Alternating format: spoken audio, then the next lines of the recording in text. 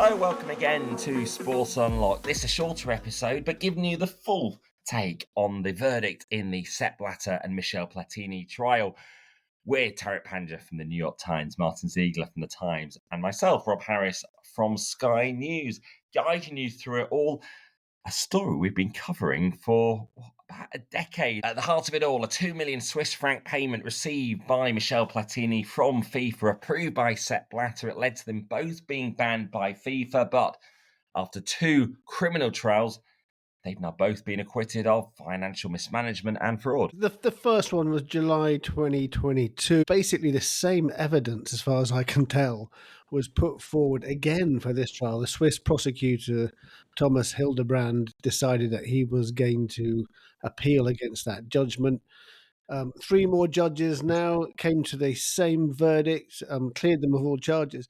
I can't quite see how a conviction could have been sought on if the evidence was much the same, and to me it looked much the same, and I didn't think there was anything. I'm not a lawyer, I'm not a judge, but it just seemed to me there didn't seem to be enough to obtain a conviction for these very serious charges.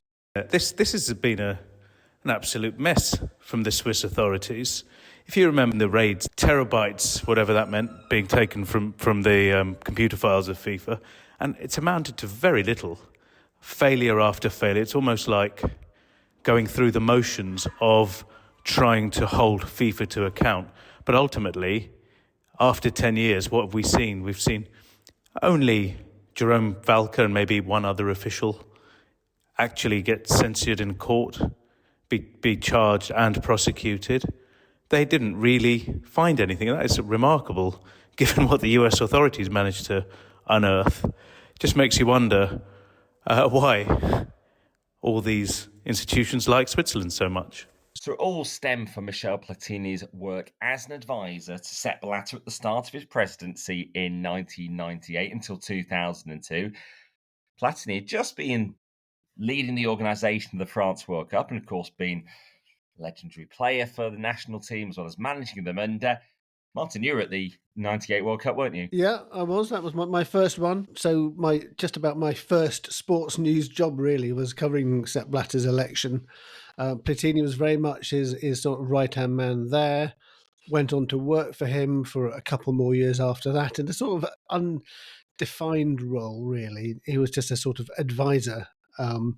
And until he decided to go into football politics much more seriously himself and became the UEFA Executive Committee member and then the president. But there was this working relationship between the two of them. And what the claim was, more than 10 years later, was that Platini asked for this 2 million Swiss francs that he claimed had been orally agreed, and Blatter, after some months, authorised FIFA to make that payment. So he was originally on a salary of 300,000 Swiss francs. It's about a similar amount in dollars. And effectively that was a reduced salary with hopefully down the line he would get a far larger payment. Yeah, that was the claim. I mean, the sort of background to this is other people working for FIFA were given huge payoffs in 2010. Platini, it's understood, felt aggrieved by this and that he was owed some himself. That's when he sort of approached Blatter in around the start of 2010, and in February 2011 the money was paid. And it might be coincidental, but when it was paid was at the time when Blatter was looking very much to shore up his support in world football because he was facing a presidential challenge from the Qatari Mohammed bin Hammam. And that was just after the vote for the 2022 World Cup when Platini voted for Qatar. But nothing in this trial was relating to the FIFA politics at the time, relating to this payment. No, it wasn't. And I think that is the crux of the issue and why I think a lot of people were fairly confident they were going to get off, because it didn't seem that this money wasn't, if it had been said and proved that this money was for Platini as a bribe to vote for Blatter in the presidential election, that would have been a completely different thing. this isn't actually described as a disloyal payment. So it's a sort of grey area, probably. And we only discovered about this payment in 2015, after the whole wave of arrests of football officials, which Sepp Blatter wasn't caught up in any way, but it did lead to him announcing his resignation just days after being re-elected. That's right. This was discovered in 2015, a few weeks after the infamous or famous raid on the five-star Borolac Hotel that almost brought the entire FIFA edifice crashing down. Michel Platini then was well placed to replace Sepp Blatter. And then suddenly this payment was found. It did lead to both Blatter and Platini being banned from football worldwide by FIFA's ethics bodies. It knocked Platini out of the race to succeed Sepp Blatter. And there's a lot of speculation about who might have pointed it out to Swiss authorities and essentially knocked Michel Platini out of the running and out of football, and went a long way towards installing his number two, Gianni Infantino, as the FIFA president. It's funny how things turn out. So let's hear from them both after the verdict. In a moment, Sepp Blatter, but first, a very short, light response from Michel Platini. I go to the restaurant tonight. Oh, let's say I'm just happy. That's all. And it was very long, all this matter, going back in the 2014, 2015. It's more than 10 years now. It has all has happened, and to wait such a long time affect the person and also its family. My family was very much affected. You have seen my daughter was just coming with tears. Yeah. Because she believed in his father, and I believe in myself. So therefore, it was a justice, and I have to say that congratulate the court to explain all in details. There is still a civil case outstanding, I think, from FIFA against them. I mean, I can't imagine, Sepp Blatter's 89, looking very frail now. I can't imagine that's ever going to be settled one way or the other. It'll probably just linger on. But you're right. It does mean that Blatter and Platini, even after their FIFA bans had expired, there's no way they could get back into football. And that's where a lot of Michel Platini's bitterness stems from as well. Of course, is being dragged through the courts for 10 years, but the reputational harm, effectively banishing this man from football, is also one that he's found hard to stomach. And particularly as he's seen Gianni Infantino, who was effectively a placeholder for him, because if you look back at that time, they thought this would pass. We need someone to just sit in that UEFA position for a potential run for FIFA president, while Michel Platini clears this up. And that didn't happen at all. The placeholder became the candidate, and the candidate became the president, and the president is Gianni Infantino. Don't forget, a guy who, if you remember, a very famous press conference at the end of Euro 2012 in Kiev, Michel Platini said, the way he looks at it, football people, former players like himself, they're the people who should have the presidential roles at FIFA or UEFA. And he turned to his right and said, sorry, Gianni. And effectively saying, people like you can't be FIFA president. It looks like, Infantino, who might have smirked, smiled then awkwardly, has had the last laugh.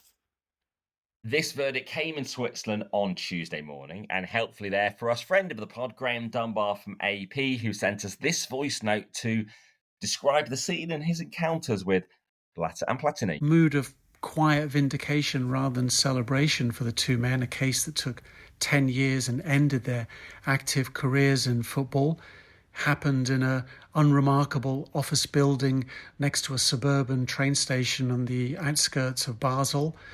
polite pleasantries when they walked into the courthouse, and very somber, serious mood in the court. I was among about 20 journalists who were sitting in an overspill room next door to the chamber watching a video feed.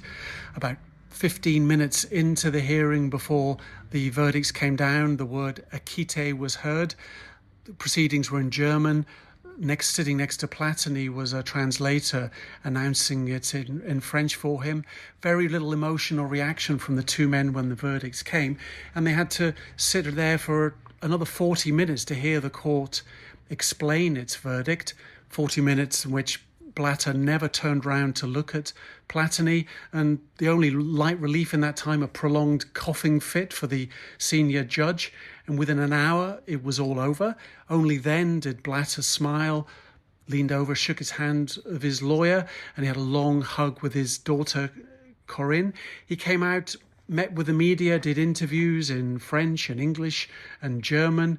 He's very frail now. He had his 89th birthday after the 4-day trial 3 weeks ago. Platini went in a huddle with his lawyers, came out to see us, a bit more playful. He teased me about the fact that my hair's, there's a lot less of it and a lot greyer than when all this started 10 years ago. He still seems to be quite hurt that through all this case, he never got any support, he says, from anyone at FIFA, anyone at UEFA, anyone from the French Football Federation. Obviously, he was asked, might you return to football? He's aged 69 now, and he joked, no, I look young, but I'm too old. I won't be returning. Blatter was asked, well, could you even go to the World Cup in the United States next year? He said, if my health's good and if they invite me, I'll go. Although I don't think this FIFA, led by Gianni Infantino, is going to be issuing any invitations. FIFA had been part of the appeal, but they didn't send anyone to the trial. They didn't take part in the hearings this time. And I think it's because they could see the direction of travel that they would be acquitted for a second time. Thanks to Graham for sending that. I suppose one of the bigger questions is, how do we view Blatter and Platini after all of this? They were banned from FIFA, but ultimately not convicted criminally.